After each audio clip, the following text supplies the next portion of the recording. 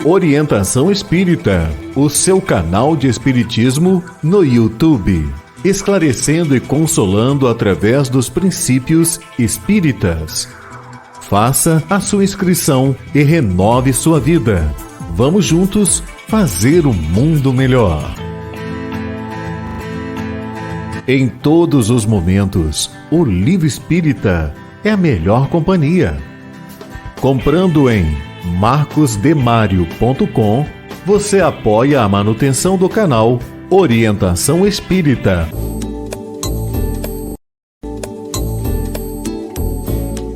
No canal Orientação Espírita, você encontra variada programação, pensada e feita para você. Acompanhe os nossos programas no YouTube. Um olhar para o futuro na construção da Era do Espírito.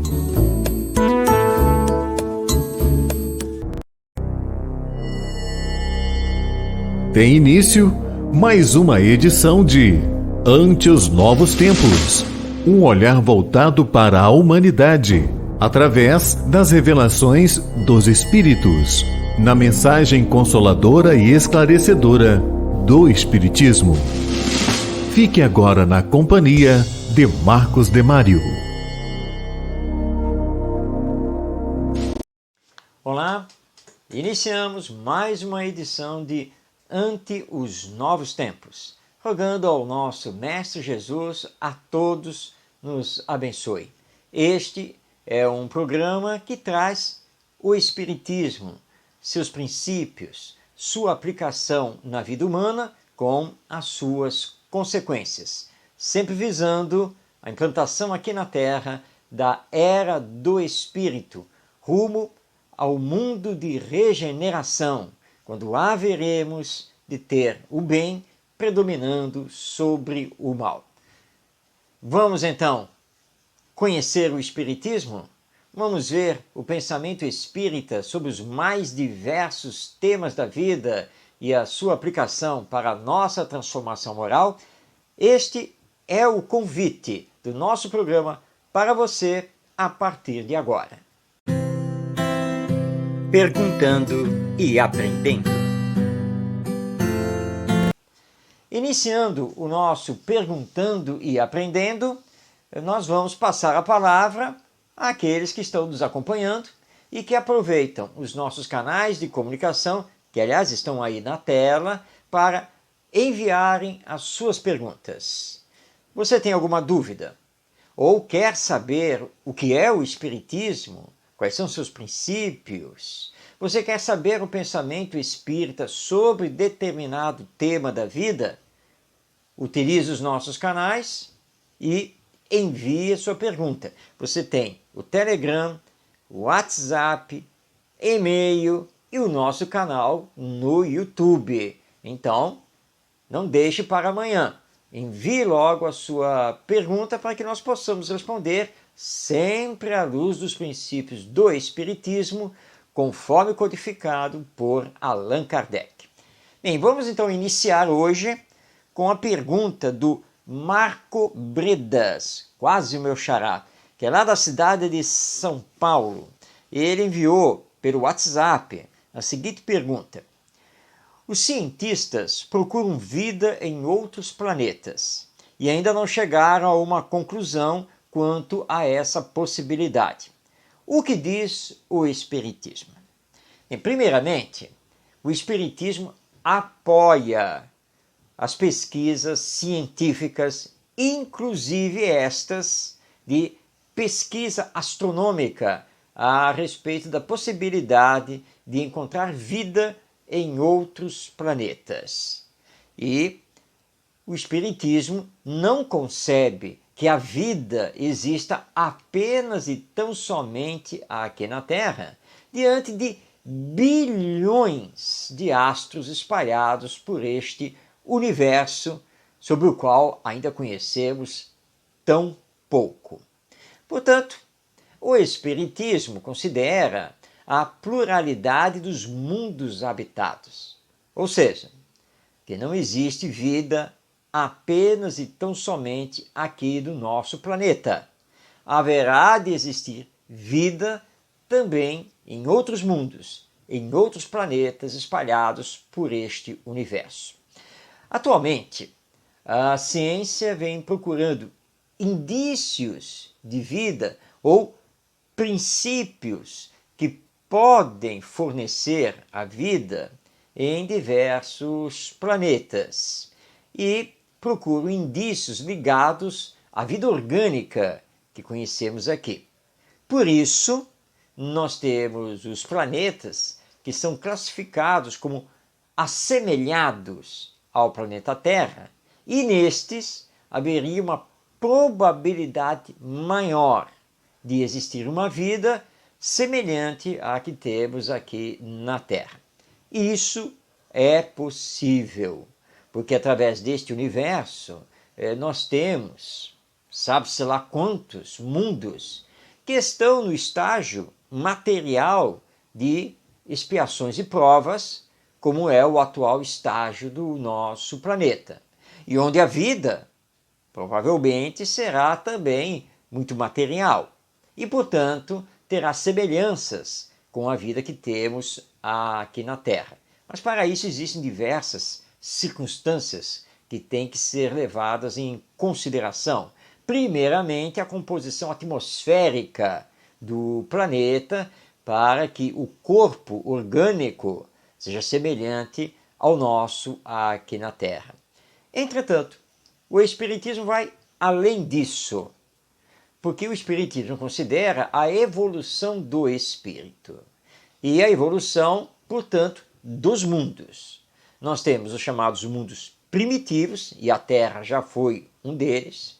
Temos os mundos de expiações e provas, e a Terra é exemplo desse tipo de mundo.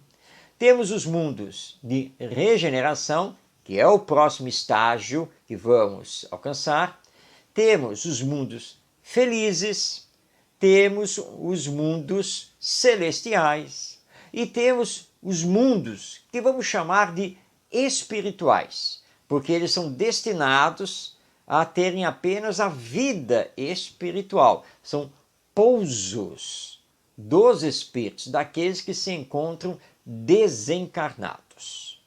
E há diversos graus entre esses mundos, entre essas classificações dos mundos e suas humanidades. Portanto, para ter vida, não é necessário ter os elementos orgânicos que conhecemos aqui na Terra, porque a vida ela pode estar em diversas formas. Aliás, nós temos exemplo disso aqui mesmo no nosso planeta, porque nós temos as espécies que vivem sob a superfície da Terra. E mesmo assim, nós temos aquelas que rastejam, aquelas que andam, aquelas que voam. Nós, seres humanos, por exemplo, nem rastejamos e nem voamos por conta própria. Mas nós temos também vida debaixo da terra. Nós temos vidas na água, seja nos rios, nos lagos ou nos vastos oceanos terrenos. Portanto, nós temos diversas formas de vida. Considera-se que nós temos aqui no planeta Terra, segundo a ciência, 3.000 espécies de seres vivos, multiplicando-se nas suas diversas categorias. Então, no mundo animal, no mundo vegetal e assim por diante. Então, se no próprio planeta Terra nós temos uma exuberância, uma diversidade enorme de tipos de vida, por que não teremos isso por todo este universo, por todos os seus astros que aí se encontram? Então, o Espiritismo considera que a pesquisa científica é válida. Haverá sim um tempo que vamos encontrar, sim, vida em outros planetas, porque é a pluralidade dos mundos habitados, do conceito divino do universo, através da lei de evolução. Bem, vamos continuar e agora nós vamos fazer uma viagem ao Nordeste. Vamos até Recife, Pernambuco, porque é de lá que vem a próxima pergunta, enviada pela Janaína. E ela enviou também pelo WhatsApp. E pergunta: qual é a importância de O Livro dos Médiuns? Todo espírita precisa estudá-lo ou somente os médiuns? Bem, O Livro dos Médiuns, obra assinada por Allan Kardec, foi lançado no ano de 1861. É a segunda obra da codificação espírita, porque primeiro nós temos o Livro dos Médiuns, em segundo o Livro dos Médiuns, e depois nós vamos ter o Evangelho segundo o Espiritismo, o Céu e o Inferno e a Gênese. Compõe as 5 obras básicas da codificação espírita. Pois bem, você pergunta qual é a importância do Livro dos Médiuns? E mais ainda, se todo espírita deve ler e estudar o Livro dos Médiuns, ou por ele ter esse nome, é um livro voltado apenas e exclusivamente para os médiuns. Bem, essa segunda hipótese é equivocada. Não, o Livro dos Médiuns não é apenas para os médiuns, não é apenas para aqueles que lidam com as reuniões mediúnicas nos centros espíritas.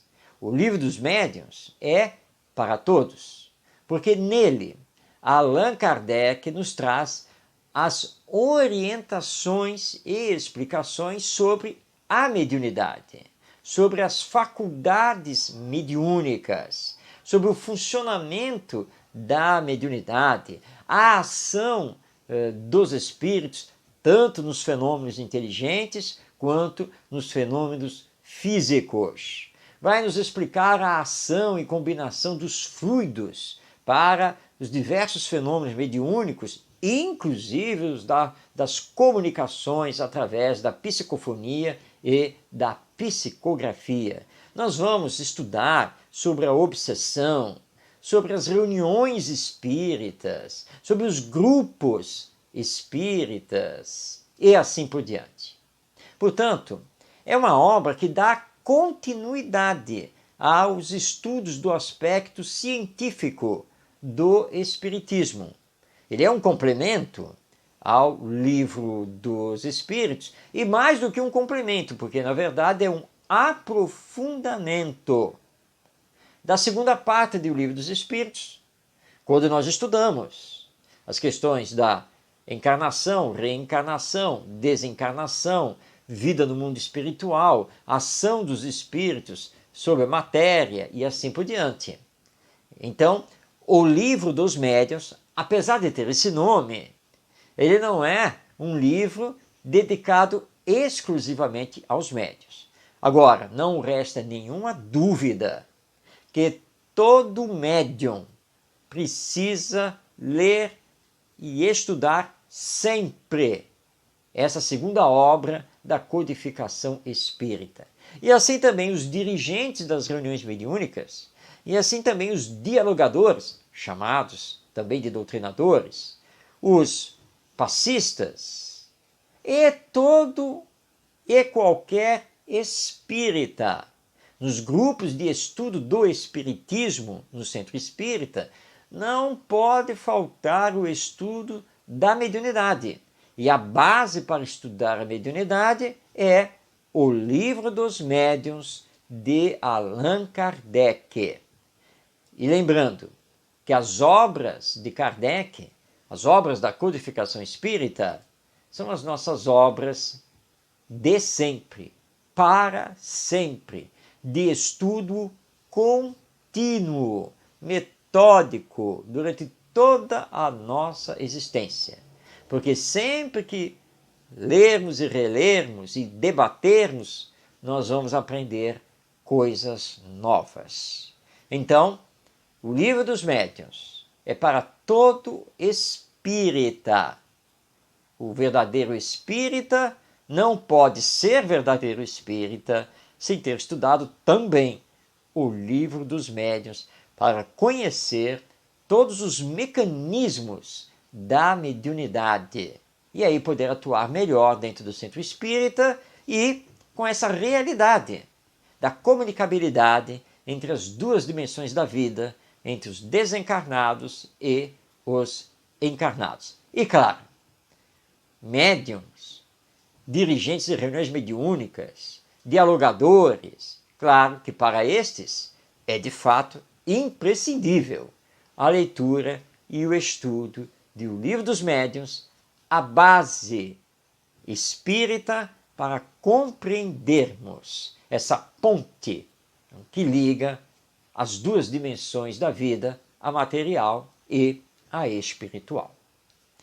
Bem, continuando aqui as perguntas e respostas, agora nós vamos, na verdade, para a região central do nosso Brasil, porque nós recebemos lá de Cuiabá, Mato Grosso, a pergunta formulada pelo José Antônio, que é a seguinte: o que os pais devem fazer para melhor educar os filhos?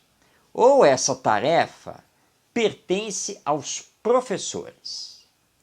Na verdade, a tarefa da educação pertence tanto aos pais quanto aos professores. E vamos incluir aqui também aos evangelizadores espíritas no centro espírita. Pertence também aos avós, aos tios. Na verdade, pertence a todos nós. Pais e professores, principalmente, precisam se dar as mãos na educação das crianças, desses espíritos reencarnados e que formam a nova geração. Agora, os papéis são diferentes. Os pais, na família, no lar, têm o papel mais preponderante da educação moral, a educação que forma o caráter, que corrige os maus hábitos, as más tendências que o espírito esteja apresentando.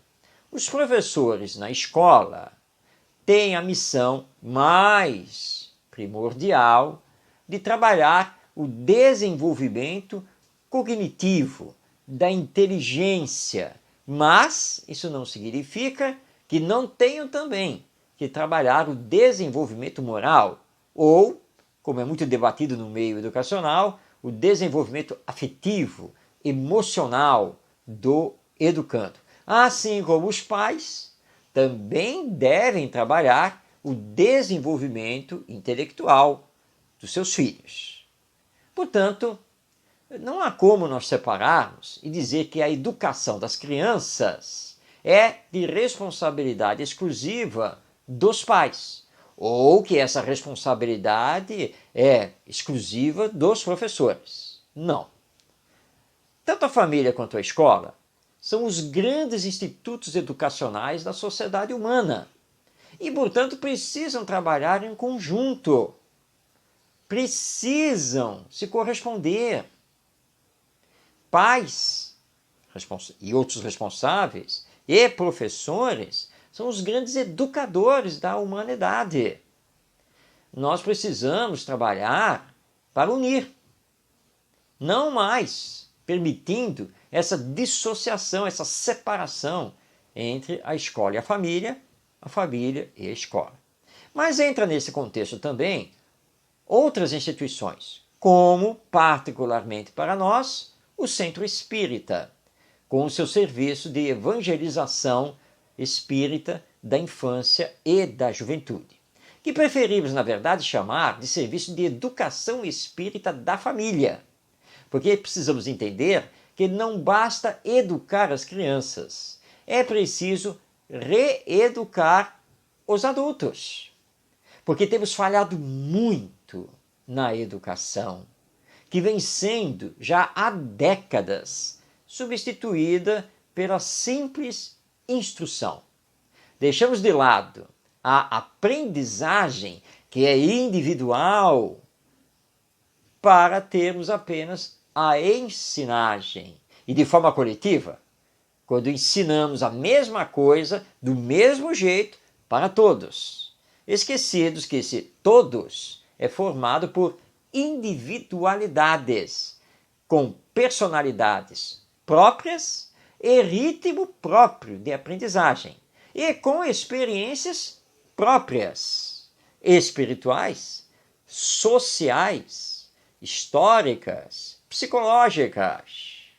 Por isso que, à luz do Espiritismo, nós entendemos da necessidade de um atendimento mais individualizado e humanizado.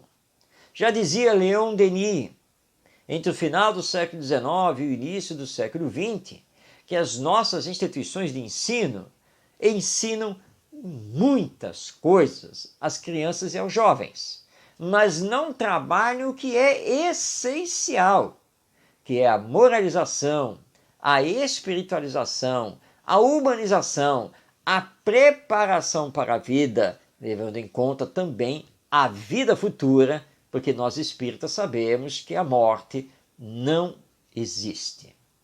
Tudo isso é a educação, que Allan Kardec sintetizou como sendo a educação moral do espírito, e que pertence tanto aos pais quanto aos professores, aos educadores de uma forma geral. Vamos nos dedicar então a essa educação, primordialmente da infância, porque crianças, que são espíritos reencarnados, recebendo essa educação, tenderão a serem adultos ligados ao bem, à solidariedade, à justiça, à ética, e transformarão moralmente a humanidade. E aí não precisaremos mais da reeducação, porque hoje ela é necessária. Mas se trabalharmos com correção a educação moral na infância, nós não haveremos mais de ter que punir os homens ou reeducá-los. Então, que pais e professores compreendam que são os grandes educadores da humanidade e que família e escola precisam trabalhar de forma integrada para termos, então, plenamente a educação.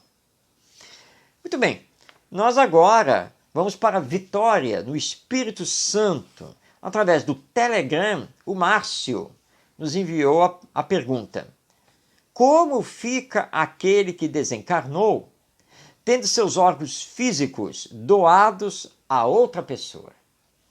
Bem, quando essa questão da doação e transplante de órgãos teve início lá na década de 1960, com o famoso médico sul-africano Claude Bernard, gerou uma polêmica enorme.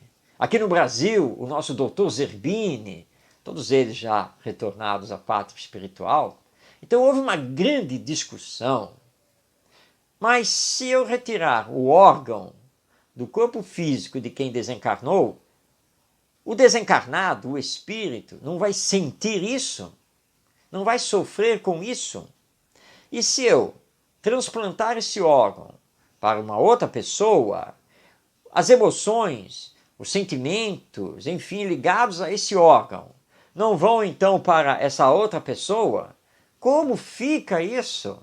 Então houve um debate muito grande e o nosso querido Chico Xavier foi convocado a dar uma série de declarações, entrevistas sobre essa questão da doação de órgãos, sobre o transplante de órgãos. Bem, em síntese, o que nós compreendemos à luz do Espiritismo, primeiro, que a doação de órgãos é totalmente legítima, assim como o transplante desses órgãos em outro corpo para dar sobrevida a uma pessoa. Isso pertence à lei divina e ao avanço científico normal que realizamos aqui na Terra. Então, para o Espiritismo, tudo isso é absolutamente tranquilo, desde, obviamente, que tudo esteja sendo feito de acordo com a lei e com a ética, sem prejudicar a ninguém. Bem, quanto à questão, por exemplo, de transplantar o coração, e essa foi a grande discussão da época, quando as primeiras cirurgias de transplante do coração foram feitas, ficou aquela questão, mas o coração não é o órgão do sentimento do amor? E agora como vai ficar? Ele é, mas apenas representativamente, ou seja, o coração simbolicamente, de forma figurada, representa o sentimento do amor. Mas o sentimento do amor não está no coração, que é apenas um órgão biológico. O sentimento do amor pertence ao espírito. É isso que acontece.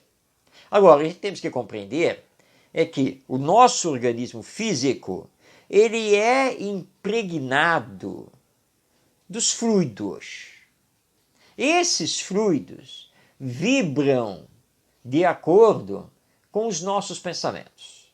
Como nos explicam os espíritos superiores, nós impregnamos os fluidos, inclusive os corporais, com as nossas virtudes.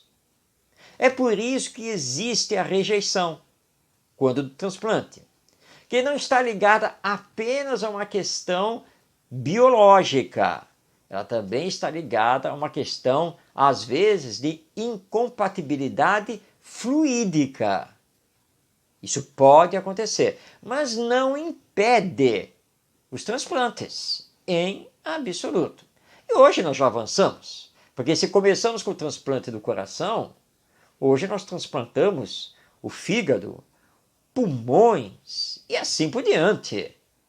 Então, a nossa ciência médica avançou muito em todas as suas técnicas e o domínio sobre o próprio organismo biológico.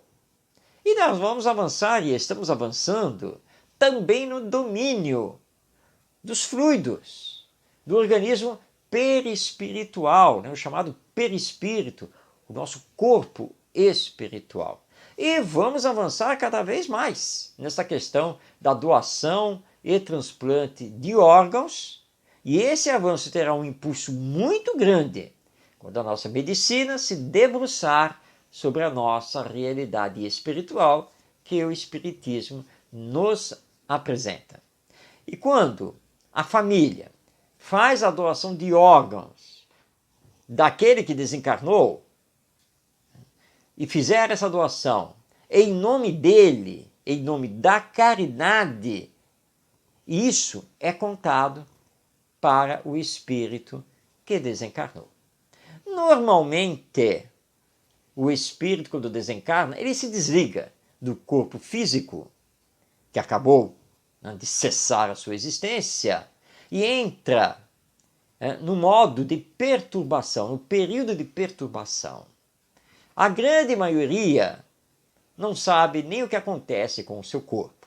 Claro que nós temos casos, e sim, o espírito pode sofrer as sensações da consequência da retirada dos órgãos para doação. Por isso, a única recomendação que se faz, à luz do Espiritismo, é que se ore muito pelo espírito, por aquele que acaba de desencarnar. Porque a doação de órgãos, ela não pode demorar muito tempo.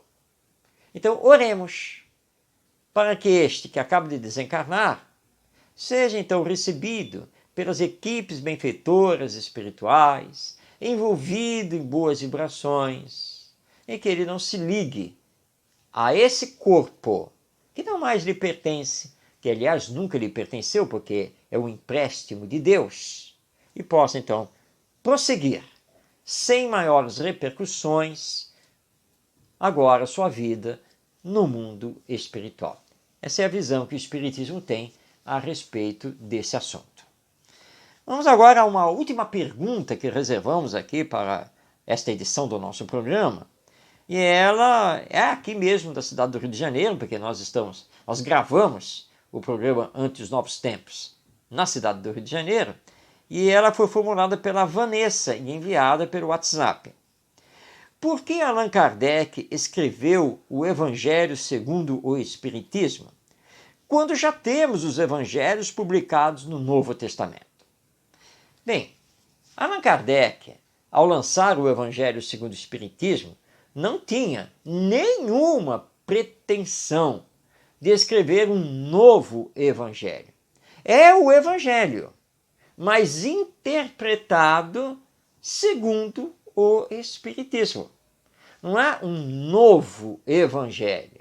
Ou seja, nós temos o Evangelho segundo Mateus, o Evangelho segundo Marcos, o Evangelho segundo Lucas e o Evangelho segundo João. Todos eles publicados no Novo Testamento. Agora, não existe um Evangelho segundo Kardec. Não, isso não existe. Essa obra, o Evangelho segundo o Espiritismo, como muito bem explica Allan Kardec na introdução, essa obra foi escrita em conjunto com os espíritos superiores para trazer à humanidade a visão espírita do Evangelho, a explicação do Espiritismo sobre os ensinos morais de Jesus. E, aliás, o Evangelho segundo o Espiritismo trata apenas e tão somente dos ensinos morais do nosso Mestre Jesus. É para isso que essa obra existe. Como nós temos obras que, à luz do catolicismo, interpretam os evangelhos, como nós temos isso também no movimento protestante ou evangélico, ou temos interpretações dos evangelhos através de historiadores, pesquisadores não religiosos, nós temos em O Evangelho segundo o Espiritismo, que foi lançado em 1864, a interpretação espírita dos ensinos morais de Jesus. E o Evangelho segundo o Espiritismo é uma obra maravilhosa, porque nos seus capítulos, Allan Kardec destaca as passagens retiradas lá dos Evangelhos no Novo Testamento, faz os comentários e na sequência nós temos as instruções dos Espíritos, ou seja, com as mensagens dos Espíritos superiores sobre aquelas passagens, sobre a interpretação daqueles ensinos do nosso Mestre Jesus. É uma obra maravilhosa, fantástica, que tem muita ligação com a terceira parte do Livro dos Espíritos, sobre as leis morais, e que todos nós precisamos ler, estudar e ter essa obra, o Evangelho segundo o Espiritismo, como uma verdadeira obra, um verdadeiro livro de cabeceira para todos os nossos dias e todas as circunstâncias. Bem, com isso, encerramos aqui nesta edição as perguntas e respostas. Mas veja aí na tela os nossos canais de comunicação e não deixe de participar do programa. Envie sua pergunta, tire sua dúvida. Se você quer saber o que o Espiritismo pensa sobre isso ou aquilo, enfim, faça então a utilização dos nossos canais de comunicação, envie sua pergunta, nós teremos o maior prazer de trazê-la aqui ao programa e sempre com o Espiritismo vamos procurar então entender, elucidar para vivermos cada vez melhor aqui na nossa humanidade. Estou esperando a sua participação.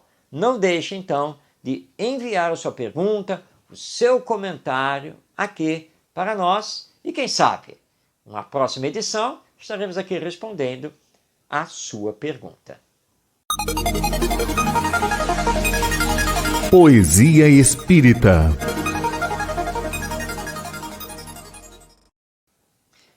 Poesia Espírita, continuando a explorar o livro Parnaso de Além-Túmulo, a primeira obra psicográfica de Francisco Cândido Xavier, que foi publicada, pela Federação Espírita Brasileira.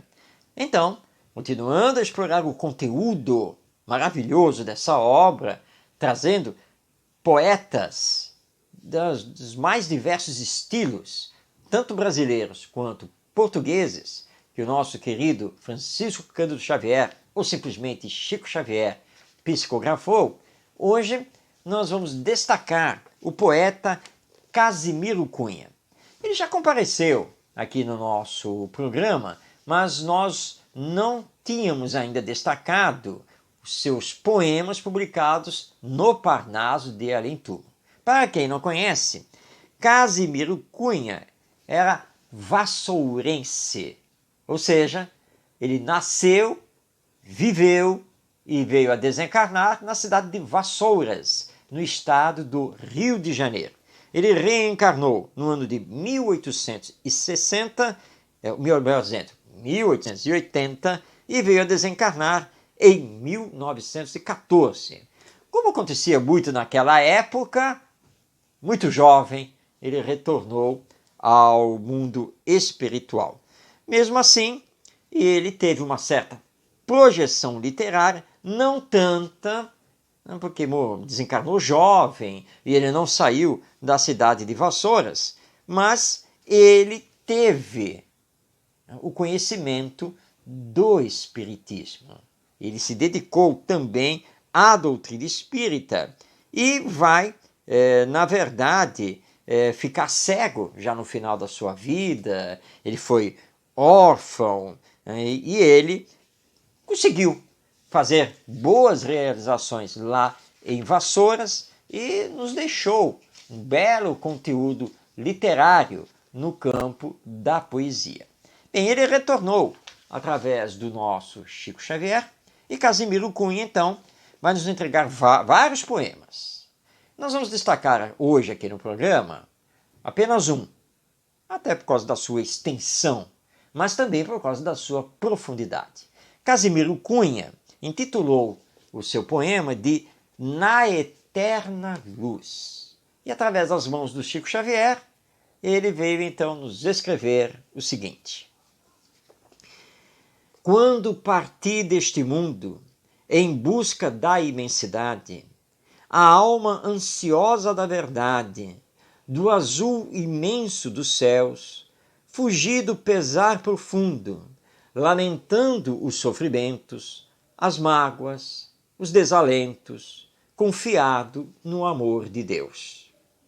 Mal, porém, abrira os olhos, em meio de luzes puras, nas radiantes alturas, em célico resplendor, compreendi que os abrolhos que a terra me oferecera eram mesmo a primavera do meu sonho todo em flor.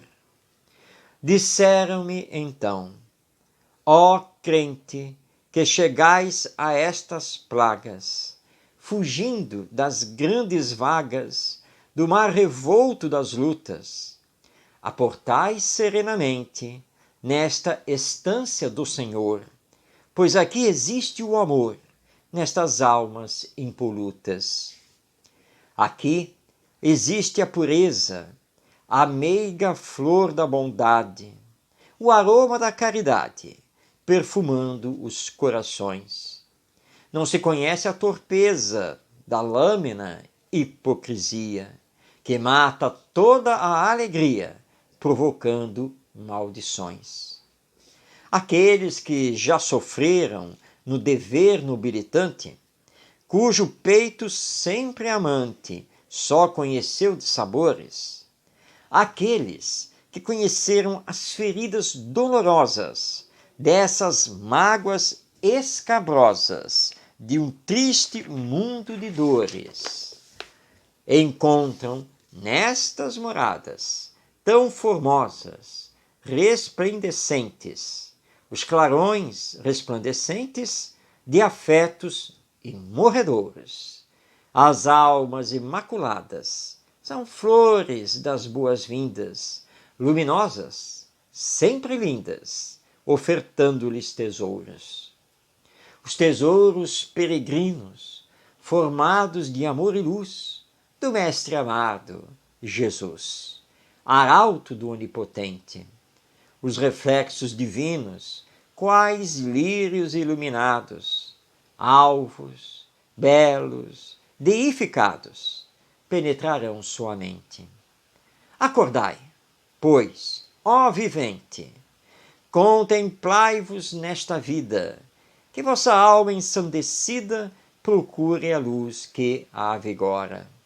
O Senhor, sempre clemente, concede-vos neste instante a bênção dulcificante do seu amor, doce aurora. Sacudi o pó da estrada que trilhastes na amargura, pois agora na aventura fruireis consolações. Nesta esfera iluminada que aportais neste momento, não vereis o sofrimento retalhando os corações. Só vereis clarões de luz a despontar nestas almas, tornadas em belas palmas das mansões do Criador. Bendizei, pois, a Jesus, o Mestre da caridade, o luzeiro da bondade, o grande Mestre do amor. Então, eu vi que na terra, em meio da iniquidade, na tremenda tempestade das dores e expiações, a nossa alma que erra, tão longe das grandes luzes, só aproveita das cruzes, das amargas provações. Venturoso, abençoei a dor que amaldiçoara, que renegar eu tentara como os míseros ateus. E feliz então busquei as bênçãos, flores brilhantes, alvoradas fulgurantes do amor imenso de Deus. Eis a belíssima poesia de Casimiro Cunha, através da psicografia de Chico Xavier, com o título Na Eterna Luz, publicado na obra Parnaso de Além-Túmulo. E com este belíssimo e profundo poema, nós introduzimos o vídeo de reflexão do nosso programa e convidamos a você para ficar agora com o nosso quadro Para Viver Melhor.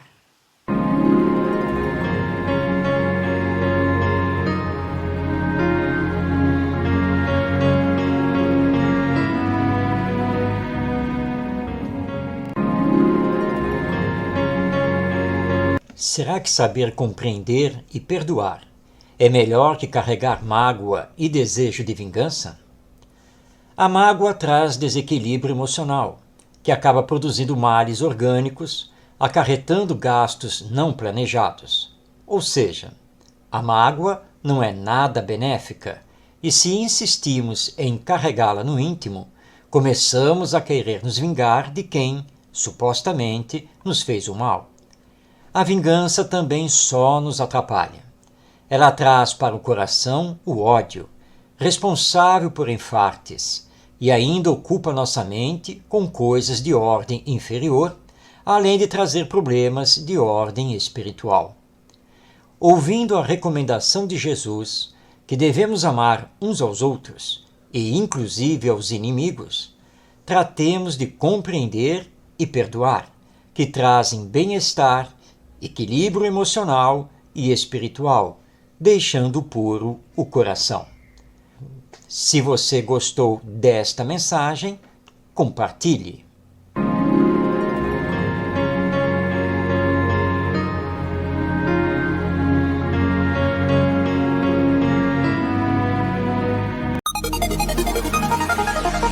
Entendendo com o Espiritismo.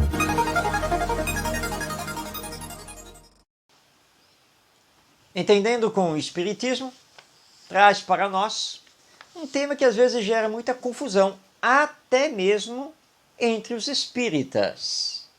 Vamos hoje conversar sobre o karma, as expiações e as provas.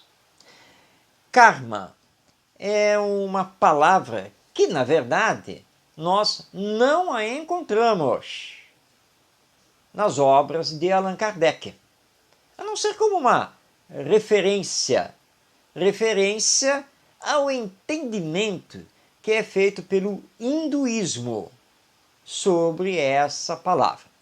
Karma é uma palavra que vem do sânscrito, que é uma língua muito antiga e que, de forma geral, significa aquela provação pela qual nós passamos e que teríamos que passar.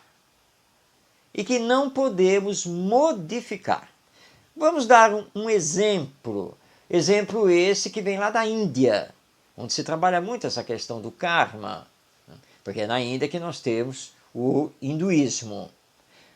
Quando eles tinham as castas dentro da sua sociedade, porque atualmente elas, por força de lei, não existem mais.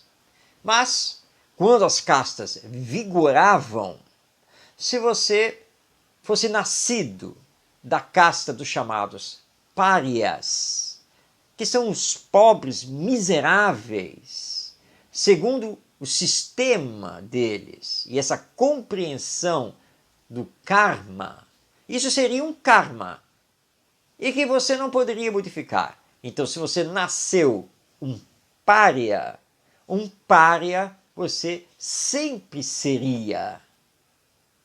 Esse é o significado de karma, ou pelo menos como ele é entendido de forma mais popular. Pois bem, o Espiritismo não tem esse entendimento. E por não ter esse entendimento, nós espíritas não utilizamos a palavra karma para evitar confusão no entendimento. Portanto, nós não devemos dizer, este é o seu karma. Isso não é correto à luz do Espiritismo. O que nós podemos dizer é, bem, isso parece configurar uma provação. Bom, e aqui nós temos que fazer uma distinção entre prova e expiação. Prova nem sempre é uma expiação, mas toda expiação é também sempre uma prova. Mas calma, vamos entender isso à luz do Espiritismo. Provas ou provações é tudo aquilo que nós temos que passar por necessidade evolutiva, por necessidade de fazermos aprendizados aqui no mundo material. Então, nós temos provas, tanto físicas, biológicas, quanto provas morais. Essas provas podem ter sido escolhidas por nós, quando fizemos o planejamento reencarnatório no mundo espiritual, ou podem ser consequências do que fizemos em existências passadas. Então, nós não podemos nos retirar, nos eximir dessas provas. Elas haverão de acontecer, mas podem ser atenuadas na medida em que temos resignação e, utilizando a nossa força de vontade, trabalhamos para nos melhorar. Há um conto espalhado do movimento espírita, ele na verdade é de origem espiritual, que nos diz, é uma história aquele companheiro, aquela pessoa, reencarnado, mas que desde cedo ele começou a mostrar uma boa índole, na sua juventude conheceu o espiritismo, se dedicou, passou a ser um trabalhador do centro espírita e elegeu como lema da sua vida a bondade, a caridade, a solidariedade. Ele trabalhava no ramo metalúrgico, numa indústria. E, já adulto, um dia ele sofreu um acidente profissional, um acidente de trabalho. E teve cortado a ponta de um dedo. Aí ele entrou de licença médica, tudo aquilo. E ele estava lá no centro espírita e ele dirigia o grupo mediúnico. E no fundo, ele não se conformava, apesar de conhecer muito bem o espiritismo, porque ele pensava lá consigo mesmo, eu dediquei a minha vida ao próximo, a me melhorar moralmente, sempre tomei muito cuidado na minha atividade profissional, por que eu fui sofrer esse acidente? E aí, sem esperar, no final da reunião mediúnica, o mentor espiritual do grupo se apresentou através do médium e conversou com ele. Você está querendo saber, né? Por que você sofreu esse acidente? Fui autorizado a lhe contar a realidade da sua reencarnação. No passado, você foi um dos famosos barões do café no Brasil. E você não era bom. Você não tratava bem os seus escravos. E quando você suspeitava que eles estavam roubando, desviando, você mandava cortar o braço do escravo. Você veio agora para reparar isso. E você teria que passar por um acidente em que você perderia um dos braços. Mas Deus é bom, Deus é justo. E vendo a sua transformação moral, a sua dedicação ao próximo, o planejamento reencarnatório foi modificado. Mas para que você valorizasse a dor e mais ainda o seu próximo, Deus então permitiu que você sofresse um leve acidente e tivesse a ponta de um dedo decepado. Você quer fazer alguma pergunta? Disse o espírito. E ele disse: não, estou satisfeito, muito obrigado. E nem haveria então o que reclamar, não é mesmo? E aí nós temos a diferença entre prova e expiação, porque neste caso era uma expiação. Ele tinha que passar por essa dor, mas Deus a atenuou. A prova nem sempre é uma expiação, porque nem sempre ela está ligada a coisas que fizemos no passado. Mas a expiação sempre está ligada ao que fizemos no passado, exigindo então a reparação no hoje, para que então possamos construir no hoje a nossa felicidade no amanhã. Como vemos, karma é muito diferente de provas e expiações. E para o Espiritismo, o que sempre fica é a lei de evolução, a lei de progresso. Nada existe que não possa ser transformado, porque todos nós somos destinados à perfeição intelectual e moral. Todos nós seremos um espírito puro, tanto quanto Jesus o é, nos servindo de guia e modelo. Bem, com isso chegamos ao final do nosso programa e que possamos nos encontrar na próxima edição, todos juntos, conhecendo através do Espiritismo a vida na sua exuberância, não apenas material, mas espiritual. Que façamos todos os esforços para que tenhamos o mais breve a era do Espírito, o mundo de regeneração, no amor, na paz e no bem. Um grande abraço a você e até o nosso próximo encontro.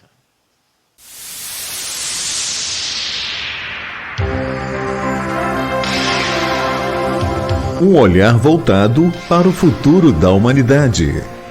As revelações dos Espíritos.